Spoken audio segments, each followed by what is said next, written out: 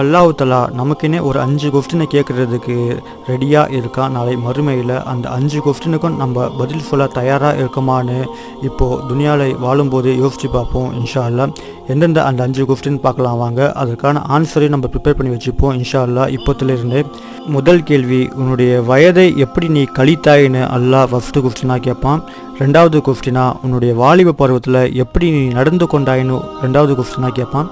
மூணாவது கொஸ்டின், நீ எந்த வகையில் நீ சம்பாதிச்ச அப்படின்னு கேட்பான். நாலாவது கொஸ்டின், நீ எந்த வகையில் செலவு செஞ்ச அப்படின்னும் நாலாவது கொஸ்டினாக கேட்பான். அஞ்சாவது கொஸ்டின், நீ உன்னுடைய மார்க்க கல்வியை கற்றுக்கொண்டு எப்படிலாம் அமல் செஞ்சீங்கன்னு அஞ்சாவது கொஸ்டினை கேட்பான்.